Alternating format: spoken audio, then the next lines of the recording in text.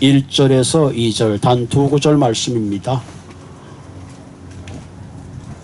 로마서 12장서부터 바울이 그 전까지는 여러 가지 교리적 문제를 얘기했다면 로마서 12장부터는 적어도 우리가 그리스도인이 어떻게 살아야 되는가 하는 중요한 얘기를 하고 있습니다. 우리가 어떤 진리를 안다는 건 대단히 소중한 거죠. 그러나 더 중요한 것은 그 진리대로 살아갈 때에 진리가 진리될 수 있음을 우리가 깨닫게 됩니다. 로마서 12장 1절에서 2절까지입니다. 제가 봉독해 드리도록 하겠습니다. 그러므로 형제들아 내가 하나님의 모든 자비하심으로 권하노니 너희 몸을 하나님이 기뻐하시는 거룩한 산 제물로 드리라. 이는 너희의 드릴 영적 예배니라. 너희는 이 세대들을 본받지 말고 오직 마음을 새롭게 함으로 변화를 받아 하나님의 선하시고 기뻐하시고 온전한 뜻이 무엇인지 분별하도록 하라. 아멘. 우리가 예수를 믿는 가장 중요한 이유가 뭘까? 그걸 한번 생각해 보게 됩니다. 우리가 예수를 믿게 되면 우리가 구원을 얻습니다. 죄에서 용서받습니다. 또 영생의 생명을 얻게 되고 더 나아가서 천국의 약속과 또 천국의 삶을 보장받습니다. 굉장한 거죠. 우리 식으로 말하면 세상에 이런 횡재가 없습니다. 예수 믿는 그 자체만으로도 우리가 누리는 말할 수 없는 복이 있죠. 그 외에도 우리가 예수를 믿는 많은 사람들의 경우를 보면 혹은 좋은 사람이 되기 위해서 혹은 또 자녀들을 위해서 등등 여러 가지 이유들이 많이 있습니다. 이런 여러 가지 이유 가운데서도 우리가 한 번 더 생각해 보게 되면 우리가 예수를 믿는 가장 이유 중에 또 다른 이유가 있다면 인생에 많은 문제를 품고 살아가기 때문에 그렇습니다. 여러분, 이 땅에 살아가는 사람들 가운데 문제 없이 살아가는 인생은 아무도 없습니다. 어쩌면 인생이란 그 자체가 울면서 태어나서 마지막 죽을 때도 아이고 울잖아요. 이 문제를 풀지 못해서 살아가고 있는 것이 우리의 인생입니다. 그런 의미에서 인생의 문제를 잘 푸는 사람을 우리는 그를 성공한 사람이라 그렇게 말합니다. 때로는 우리의 인생의 문제가 어렵기 때문에 인생의 선배들을 찾아가기도 합니다. 때로는 삶의 코치가 필요합니다. 때로는 삶의 경험이 많은 연장자들의 충고도 필요합니다. 또는 책을 통해서 인생의 간접적인 문제를 풀기도 합니다. 이런 것들이 다소 도움은 되지만 이런 모든 것들이 우리의 인생의 모든 문제를 해결해 주지는 못합니다. 그런 의미에서 우리가 예수를 믿는 이유 중에 하나는 바로 이런 인생의 문제에 모든 해답을 갖고 있는 분이 예수 그리스도이시기 때문에 그렇습니다. 예수님만이 우리 인생의 모든 문제를 해결해 줄 수 있는 능력이 있는 분이시기 때문에 그렇습니다. 여러분, 우리가 인생의 문제를 풀기 위해서는 무엇보다도 삶의 지혜가 있어야 합니다. 그런데 우리에게는 이런 모든 인생의 문제를 풀 만한 삶의 지혜가 부족합니다. 그래서 주님께서 너희가 지혜가 부족하거든 내게 구하라 그랬습니다. 왜? 예수님 안에 우리의 인생의 모든 문제를 풀 수 있는 모든 지혜가 그 안에 있기 때문에 그렇습니다. 그렇기 때문에 바울은 일찍이 골로새서 1장 28절에 이렇게 고백하고 있습니다. 우리가 그를 전파하여 각 사람을 권하고 모든 지혜로 각 사람을 가르치면 각 사람을 그리스도 안에서 완전한 자로 세우려 함이라.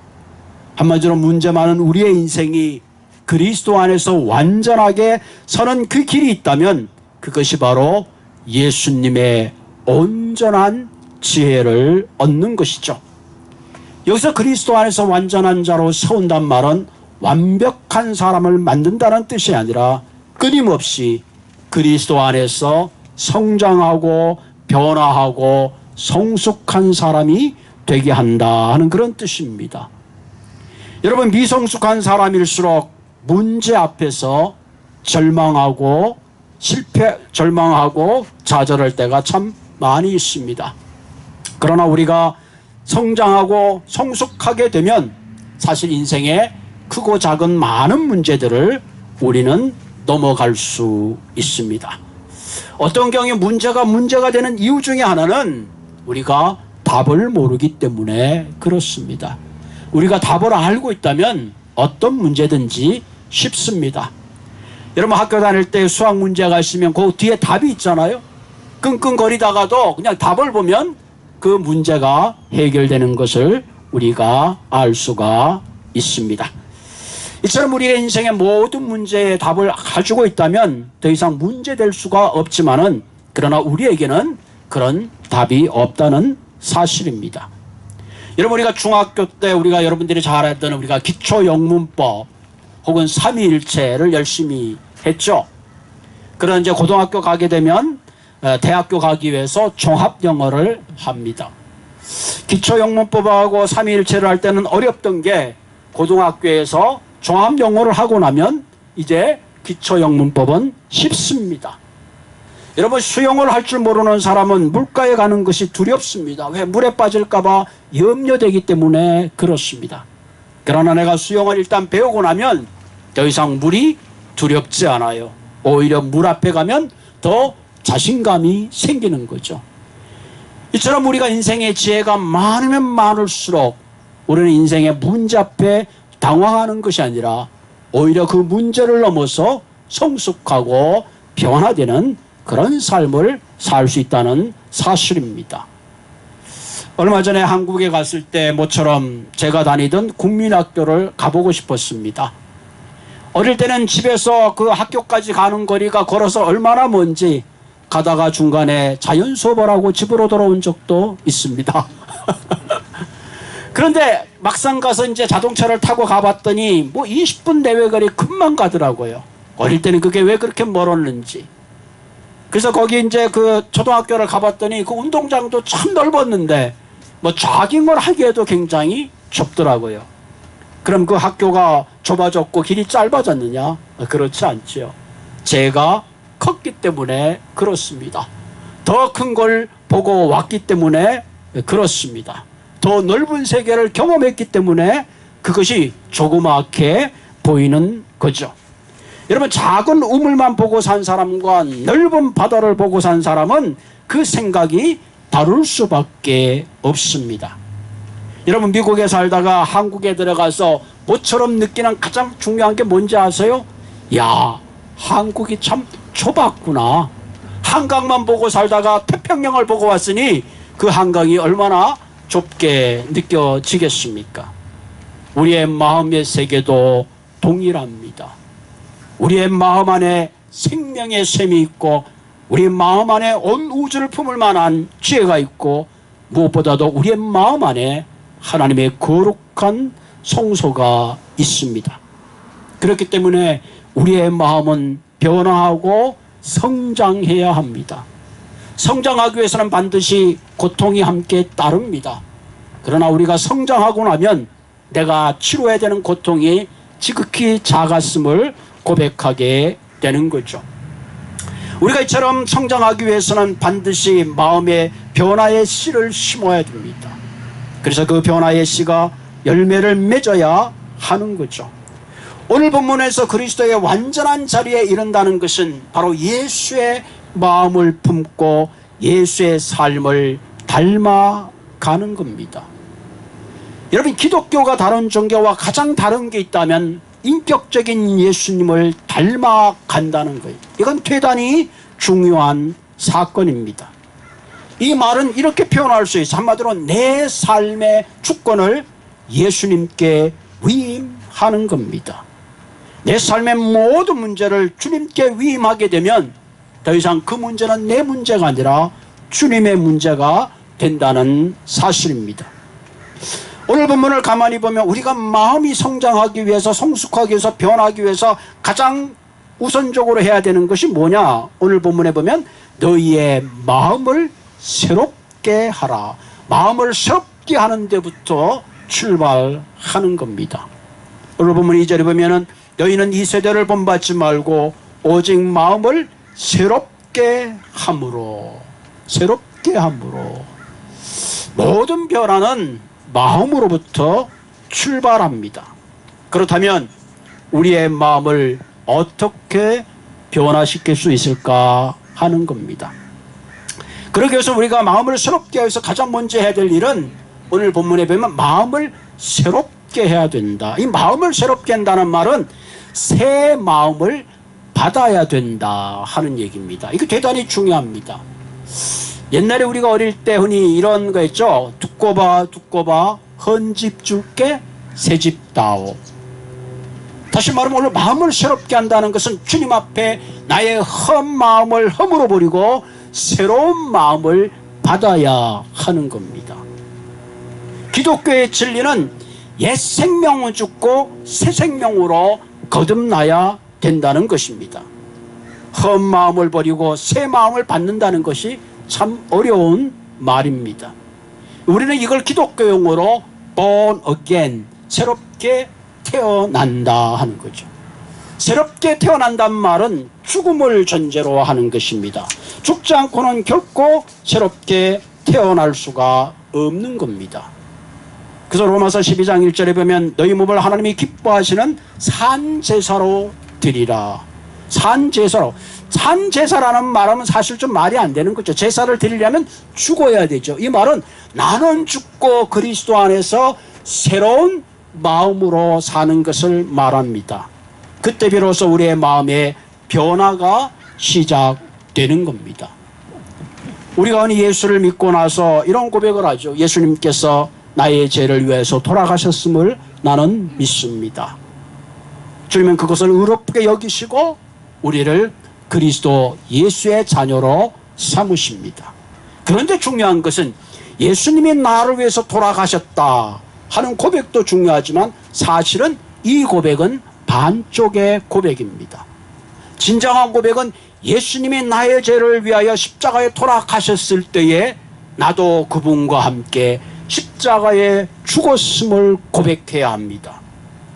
이 고백이 없이는 우리는 결코 새로운 마음으로 살아갈 수가 없습니다. 그래서 로마서 3장 3절에 보면 무릇 그리스도와 예수와 합하여 세례를 받은 우리는 그의 죽으심과 합하여 세례를 받은 줄 알지 못하느냐. 그러므로 우리가 그의 죽으심과 합하여 세례를 받음으로 그와 함께 뭐라 그래요? 장사되었나니. 기독교의 가장 핵심이 여기에 있습니다.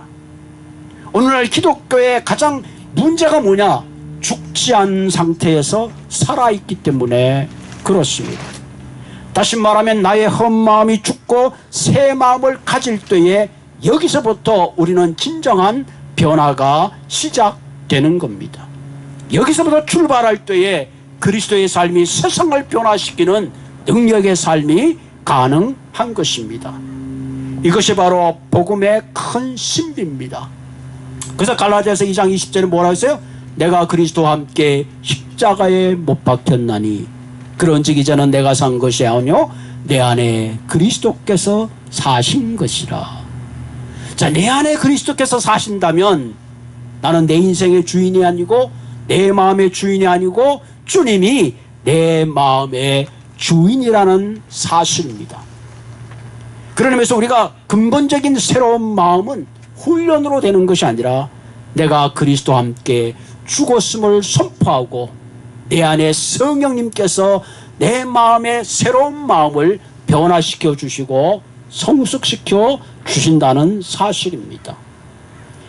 디도서 3장 5절에 보면 우리를 구원하시되 우리의 행한 바 의로운 행위로 말미지 않고 오직 그의 긍휼하심을 쫓아 중생의 시심과 성령의 새롭게 하심으로 했다.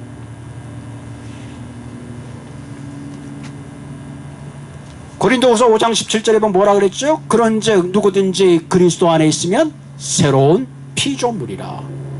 그렇기 때문에 우리가 새로운 마음을 갖는다는 것은 나의 헛 마음을 훈련시키고 새롭게 해서 변화시키는 것이 아니라 내 안에 그리스도의 새로운 마음으로 출발한다는 사실입니다. 이것이 그리스도인들에게 주시는 가장 큰 은혜입니다. 내가 예수를 주인으로 받아들이는 그 순간부터, 내가 주님을 나의 구세주로 고백하는 그 순간부터 내 안에 새로운 마음이 임하는 겁니다. 그리고 그 마음의 주인은 예수 그리스도이신 것입니다. 그래서 너희 안에 성령이 거하시는 것을 알지 못하느냐 그러잖아요. 여러분, 집의 주인이 달라지면 집은 달라질 수밖에 없습니다. 집의 주인이 달라지는 것, 집을 팔거나 혹은 그 집 주인이 죽거나 다른 사람이 집을 사면 주인이 바뀌겠죠. 최근에 저희 집에 이제 그 사택에 페인트를 했습니다. 그 전까지 낡고 헌 집이었는데 여러분 예배 끝나고 돌아보면 사택이 맞나? 새 집이 되었습니다. 집을 새롭게 단장하고 수리를 했기 때문에 그렇습니다. 여러분, 우리의 마음도 이와 같습니다. 내 마음의 주인이 누구냐에 따라서 우리는 우리의 마음을 관리하는 사람에 따라서 달라질 수밖에 없습니다. 만약에 내 마음을 예수님이 관리하신다면 그 마음은 천국같이 될 것입니다. 그러나 내 마음이 내가 관리하고 여전히 마귀가 내 마음을 관리한다면 우리의 마음은 천국이 아니라 반대의 지옥이 되고 말 것입니다. 그러므로 우리는 우리의 마음을 주님이 주인이 되어 관리하시도록 맡겨드려야 합니다. 제가 그랜드에 있을 때 한 장로님이 저만 보고 교인들만 보면 끊임없이 얘기하는 게 있어요. 내 마음과 예수님의 마음을 바꿔야 됩니다. 일생 이 운동을 하셨어요. 지금 가만 생각해 보면 참 기독교 진리를 바로 알고 계시는구나. 이 마음이 바뀌지 않고는 기독교가 변할 수도 없고, 더 나아가서 우리가 진정한 진리의 능력을 세상에 선포할 수가 없습니다. 그러게 오늘 이 시간에 이 말씀을 다시 한번 저와 여러분들이 깨닫고, 나는 예수와 함께 죽었고 이제 내 마음의 주인은 내가 아니라 예수 그리스도인 것을 선언하시기를 주님의 이름으로 부탁을 드립니다. 자, 그러면 우리가 예수를 믿고 내 안에 그리스도의 새로운 마음을 갖게 되면, 내 마음의 주인이 바뀌게 되면 가장 어떤 변화가 생기는가 하는 겁니다. 첫 번째가 뭐냐? 하늘의 가치를 따라 살아가게 되는 거예요. 로마서 12장 2절, 너희는 이 세대를 본받지 말고 오직 마음을 새롭게 함으로 변화를 봐 하나님의 선하시고 기뻐하시고 온전한 뜻이 무엇인지 분별하도록 하라. 자, 하늘의 가치를 살기 위해서 우리가 중요하게 하나 버려야 될 것이 있는데, 오늘 본문에 보면 이 세대를 본받지 말라. 이 세대를 보면, 이 말은 왜? 세상의 가치와 세상의 어떤 물질관이나 세상의 악한 영향을 따라 살지 말라 하는 얘기죠. 지금 세상은 빠르게 변하고 있습니다. 과학도 의학도 모든 테크놀로지들이 얼마나 빠르게 변화하는지 몰라요. 그 대신에 절대적인 가치가 상대적으로 약화되고 있습니다. 이런 가운데 우리는 세상의 잘못된 가치들이 마치 절대적인 가치처럼 착각하고 살아가기 쉽습니다. 흔히 이런 말들을 하잖아요. 로마에 가면 로마의 법을 따르라. 참 지혜로운 충고입니다. 변하는 세상에 우리가 잘 적응하는 거 필요합니다. 그러나 우리는 한 가지 중요한 사실을 알아야 합니다. 우리는 하늘의 가치를 따라서 살아야 되는 사명이 있는 사람입니다. 왜? 우리의 시민권은 하늘에 있기 때문에 그렇습니다. 만약에 초대교인들이 로마 법을 따라 살았더라면, 그들이 하늘의 가치를 버리고 살았더라면 복음의 능력은 세상을 정복하지 못했을 것입니다. 만약에 그들이 그렇게 살았더라면 오늘 우리가 누리는 이 놀라운 복음의 복을 세상은 누리지 못했을 것입니다. 우리가 세상의 가치를 따라 살면 마치 시대에 뒤떨어지는 것 같고 다른 사람보다 늦은 것 같지만 결코 그렇지 않습니다. 우리에게는 잘 사는 것보다 바르게 사는 것이 중요합니다. 한국의 어떤 기자가 새벽 기도에 많이 모이는 교회를 와서 어떻게 저렇게 많이 모이나 그 기사를 쓰는 가운데 이런 포인트를 지적했어요. 새벽에 4시 반이 되니까 사람들이 구름과 같이 교회에 모였는데 그 교회 앞에 고가도로가 있고 차도가 있는데 새벽 기도가 끝나자마자 사람들은 버스를 타기 위해서 고가도로를 넘어가는 사람들은 극히 드물고 우르르 차도로 건너갔더라. 무슨 얘기를 하고 있는 겁니까? 빠른 것이 중요한 것이 아니라 바르게 사는 것이 중요합니다. 기독교인들은 다른 사람들보다 앞서가는 것보다 바른 방향으로 가는 것이 훨씬 중요합니다. 세상은 너를 위해서 살라 그럽니다. 세상을 지배하라고 그럽니다. 다른 사람보다 앞서가야지 승자라고 얘기합니다. 그러나 하늘의 가치는 우리를 세상을 섬기라고 주문합니다. 너희가 낮아지면 하나님이 우리를 높이신다고 말씀하십니다. 여러분, 성경을 가만히 보면 너희는 세상의 소금이 되라, 너는 세상의 빛이 되라고 주문하신 것이 아니라 이미 너희는 세상의 소금이요 빛이라고 말씀하고 있습니다. 그렇기 때문에 소금이 맛을 잃으면 의미가 없습니다. 빛이 빛을 제대로 발휘하지 못하면 의미가 없는 겁니다. 그러므로 우리는 세상의 모델이 되기보다는 세상의 모범이 되어야 합니다. 세상의 모델은 세상의 기준에 맞춰서 그 기준을 따라가기만 하면 모델이 되는 겁니다. 모범이 되는 것은 쉽지 않습니다. 왜? 우리는 모범이 되기 위해서는 세상의 가치와 기준과는 달라야 되기 때문에 그렇습니다. 그럼 우리의 삶의 모범은 누구신가? 그것이 바로 예수 그리스도입니다. 우리가 예수를 주로 고백하는 그 순간부터 일평생 우리의 목적은 그리스도의 삶을 담아내야 하는 거예요. 만약에 우리가 아무리 기독교가 성장하고 교육이 100명이 모이고 1000명이 모이고 수많은 군중이 모인다 할지라도 우리 한 사람 한 사람이 진정 그리스도의 옷자락마저 만질 수 없는 그런 한 모습이 없다면 천국에 갔을 때 주님은 나는 너를 모른다고 분명히 말씀하실 것입니다. 바울은 이 사실을 일찍이 알았기 때문에 그는 이렇게 말합니다. 나를 본받는 자가 되라. 이 말은 뭐예요? 내가 예수를 본받은 것 같이 너희도 나를 본받는 자가 되라 그랬습니다. 여러분, 고린도전서 11장 1절에 보면 내가 그리스도를 본받는 자 된 것 같이 너희는 나를 본받는 자가 되라. 여러분, 우리가 누구를 본받는 자가 되기 위해서는 어떻게 돼요? 항상 그분을 바라보아야 합니다. 바라보아야지만이 닮게 되고 영향을 받게 되는 거예요. 우리는 바라보는 것을 생각하고 상상하게 되고 그렇게 하게 되는 것입니다. 그럴 때 우리는 비로소 닮게 된다는 사실입니다. 그래서 예수님은 제자들과 동고동락하면서 친히 그들에게 모든 것을 보여주었습니다. 우리가 어떤 사람을 가까이 하면 가까이 할수록 그 사람의 영향을 받게 되어 있습니다. 그 사람이 어떤 사람인가를 보려면 그 주위의 친구를 보면 알 수가 있어요. 여러분들의 자녀들을 가만히 보면 그들이 사용하는 언어, 행동하는 가치를 보면 누구의 가치를 닮았을까요?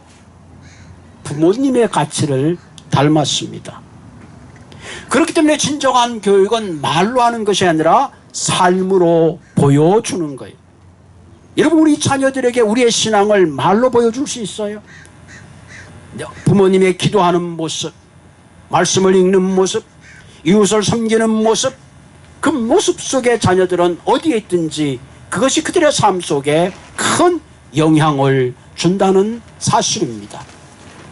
그러므로 사랑하는 성도 여러분, 우리가 예수를 바라보고 예수와 함께 닮기를 애쓸 때에 내 안에 성령께서 우리의 마음을 변화시키고 성숙하게 하신다는 사실입니다. 그러므로 여러분, 이 가지부터 그리스도 예수의 주님을 바라보는 그런 삶이 되기를 주님의 이름으로 부탁을 드립니다.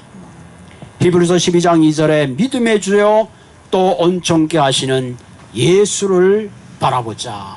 예수를 바라보자.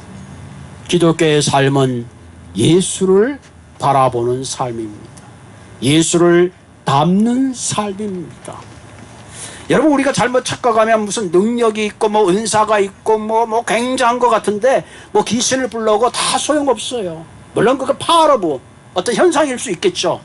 그러나 기독교의 참 진리는 예수를 바라보고 그분의 인격을 담아내야 됩니다. 간디가 한 말 있잖아. 나 예수님을 좋아한다. 그러나 교회를 싫어한다. 무슨 얘기예요? 기독교인이 참 예수를 바라보지 못하기 때문에 그렇습니다. 두 번째, 우리가 마음을 변화하기 위해서는 필요한 게 뭐냐면은 새로운 생각이 깨달아져야 됩니다. 새로운 생각이 들어와야 돼요. 여러분, 새로운 정보가 들어오게 되면 과거의 낡은 정보를 버리게 되어 있죠. 새로운 지식이 들어오게 되면 옛 지식을 버리게 되어 있습니다. 요즘 이제 어떤 그 지역은 마리아나가 합법화된 데가 많이 있죠. 뭐 캘리포니아도 그렇습니다만은 아들이 그런 얘기, 아빠, 마리아나는 괜찮대. 왜 괜찮으냐? 담배는 니코틴 때문에 중독이 되는데 마리아나는 중독이 안 된대. 그래서 괜찮대. 아빠도 좀 테이스트 해볼래? 친구가 지금 마리아나 장사를 하고 있는데 돈도 잘 번대. 캔디도 있고 초콜릿도 있고 다양하게 많대. 이건 뭐예요?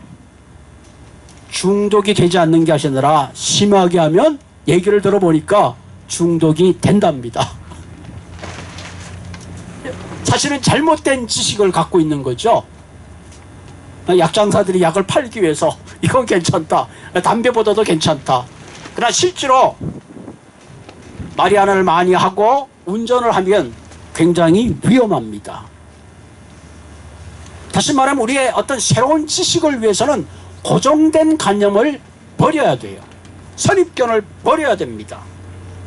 여러분, 가룟 유다가 왜 예수를 팔았을까? 돈이 탐났을까? 그러면 30냥에 팔겠어요? 3,000냥에 팔지? 가룟 유다는 돈이 탐이 나서 예수를 파는 게 아니에요. 가룟 유다는 예수님이 사자처럼 강해서 로마를 뒤엎고 썩은 종교계를 바로잡기를 원했던 것입니다. 그런데 예수님은 사자가 아니라 양같이 순했습니다. 로마를 정복하기는커녕 더러운 제자들의 발을 씻어줬습니다.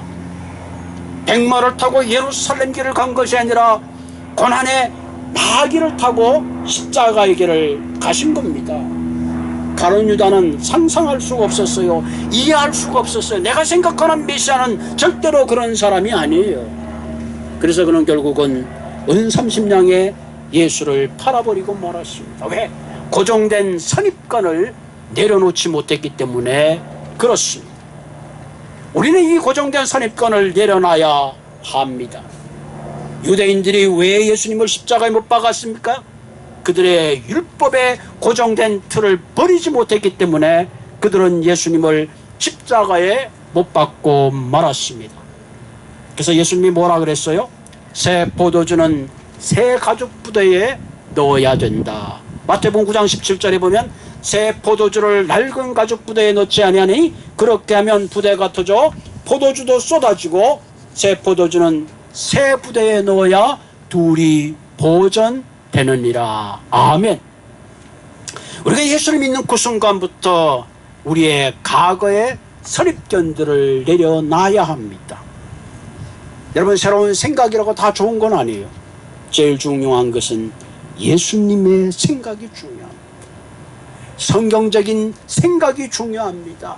성령님의 생각이 중요합니다. 여러분, 하나님의 말씀은 약과 같아서 우리의 영혼을 평안케 하고 마음을 힐링하며 육신을 치료하는 능력이 있습니다. 여러분, 아무리 좋은 약이라 할지라도 손에 들고 먹지 않으면 소용이 없어요.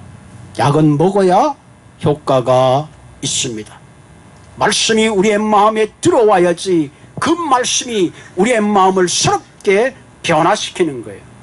그렇기 때문에 우리가 하나님의 말씀을 읽는 것 대단히 중요합니다.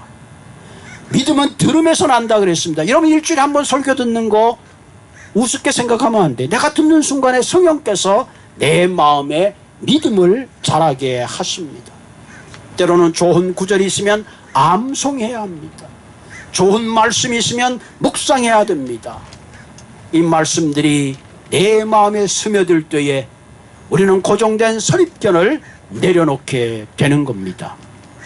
요한복음 1장 14절에 중요한 말씀을 하고 있잖아요. 말씀이 육신이 되어 우리 가운데 거하시매.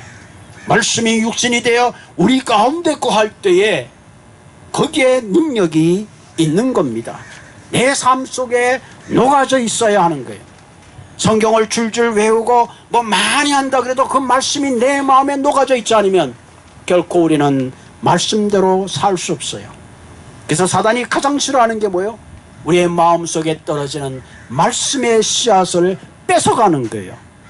그래서 멀쩡하던 사람이 설교만 시작되면 조는 거예요. 말씀의 씨앗이 우리의 마음에 떨어지지 않게 하는 거예요. 염려하게 하고 근심하게 하고 의심하게 되고 모든 이상적인 철학 때문에 말씀을 믿음으로 못 받게 하는 거예요. 그러나 말씀이 우리의 마음속에 제대로 떨어지면 그 말씀은 30배, 60배, 100배의 열매를 맺게 합니다. 예수를 잘 믿는 방법은 단 한 가지, 그 말씀의 진리를 깨닫는 겁니다. 그래서 여러분들 말씀을 가까이 하는 것이 하나님을 가까이 하는 겁니다. 어떤 경우에 보면 우리가 평생 예수를 믿으면서도 성경을 신약부터 요한계시록까지, 구약부터 아니고 창세기부터 요한계시록까지 한 번도 읽지 못하는 경우가 참 많이 있어요. 그래도 하나님이 은혜를 주시는 거 보면 참 좋으신 분이에요. 자, 세 번째, 우리가 마음을 변화하기 위해서 중요한 것이 뭐냐면은 하나님의 뜻을 분별하고 실천할 때의 삶의 변화를 경험하게 됩니다. 오늘 본문에 보면은 온전한 뜻이 무엇인지 분별하도록 하라. 분별하도록 하라. 한마디로 이 분별하기 위해서는 하나님의 온전한 뜻이 무엇인지 깨달아야 한다. 이 온전한 뜻을 깨닫기 위해서는 뭐예요? 하나님의 뜻 앞에 내 뜻을 내려놓을 수 있어야지 분별이 되는 거예요. 그래서 예수님께서 겟세마네에서 하신 가장 큰 기도가 뭐예요? 내 뜻대로 마옵시고 아버지의 뜻대로 하옵소서. 그리고 친히 십자가에 자신이 제물이 되셨습니다. 여러분, 우리가 말씀을 알게 되고 그리스도의 삶으로 살려고 그러면 내 안에 내적 싸움이 일어납니다. 그럴 때 우리는 내 뜻을 내려놓고 말씀의 뜻을 따를 수 있는 그런 능력과 지혜와 분별이 필요합니다. 내 생각이 아닌, 육신의 생각이 아닌 성령의 뜻을 따르도록 해야 합니다. 그래서 우리가 기도가 필요한 겁니다. 로마서 8장 5절에 보면 육신을 따르는 자는 육신의 일을, 영을 따르는 자는 영의 일을 생각하나니, 여기까지는 별거 아닌 것 같아요. 그러나 끝이 중요합니다. 육신의 생각은 사망이요 영의 생각은 생명과 평안이라. 매 순간 우리가 육신의 일을 따르다 보면 그 끝은 결국은 사망이 되는 거예요. 그러나 우리가 내 뜻을 포기하고 그리스도의 뜻을 따르다 보면 참 평안이 있고 참 생명의 길로 간다는 사실입니다. 내가 그리스도를 영접하는 순간에 내 안에 새로운 생명이 생깁니다. 내 안에 새로운 마음이 생깁니다. 그래서 한순간에 하나님의 은혜로 되는 거예요. 그러나 우리가 더 중요한 것은 평생 그리스도의 삶을 살기 위해서는 끊임없는 육신의 생각과 영의 생각의 싸움 가운데 내 뜻을 그리스도 안에 복종시켜야 합니다. 그것은 우리가 평생 동안 해야 되는 훈련입니다. 그렇기 때문에 말씀을 읽고 묵상하고 적용하고 실천해야 하는 겁니다. 여러분, 우리의 마음의 습관이 한순간에 바뀌지 않습니다. 끊임없이 노력하고 기도하고 말씀을 가까이 해야 합니다. 진리가 진리되기 위해서는 그 진리를 실천할 때에 그 진리가 능력이 되는 거예요. 우리가 하나님의 말씀을 배운다면 동시에 그것을 실천할 수 있어야 합니다. 진리를 행동으로 옮길 때에 비로소 그 진리가 우리의 삶의 한 부분이 될 수 있습니다. 사랑하는 성도 여러분, 우리 안에 그리스도의 마음이 있습니다. 그러므로 더 이상 내가 내 마음의 주인이 아니라 주님 앞에 온전히 우리의 마음을 드리시기를 바랍니다. 더 이상 육신의 일을 도모하는 것이 아니라 영의 일을 생각하고 영의 일을 도모하며 영을 따르며 우리 한 사람 한 사람이 그리스도 안에 산 제물로 살아가는 모든 분들이 되기를 주님의 이름으로 부탁을 드립니다. 같이 기도하겠습니다. 오 하나님, 우리가 말씀을 알면 알수록 우리의 신앙생활이 순엉터리인 것을 깨닫습니다. 여전히 내가 내 마음의 주인이요, 여전히 세상의 가치를 따라 살며 여전히 육신의 일을 도모하며 살아왔습니다. 하나님, 오늘 이 말씀을 깊게 깨닫게 하여 주시옵소서. 이제는 하나님, 내 안에 새로운 마음의 변화를 받아 내 몸을 사단의 도구로 넘겨주는 것이 아니라 그리스도의 거룩한 산 제물로 드리게 하여 주옵소서. 내 결심과 내 능력만으로는 불가능합니다. 내 안에 계신 성령님께서 날마다 모든 악을 이기며 모든 육신적이고 정욕적이며 이기적이고 욕망적이고 판단적이고 심판적인 마음을 내려놓고 오직 주님의 뜻을 따르는 우리 모두가 되게 하여 주옵소서. 말씀을 가까이 하게 되게 하시고 그 말씀이 내 삶을 변화시키는 능력이 될 수 있도록 주님 함께하여 주시옵소서. 나사렛 예수님의 이름으로 감사하며 기도드리옵나이다. 아멘.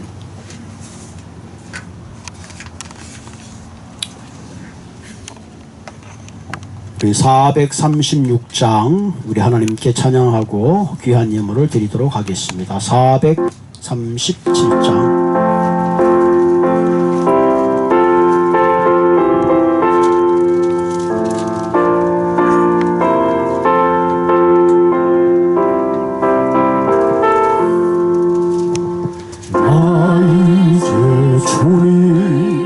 새 생각하던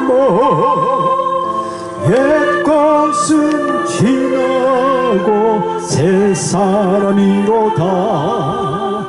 그 생명 내 맘에 강같이 흐르고 그 사랑 내 안에서 해같이 빛난다. 영생을 누리며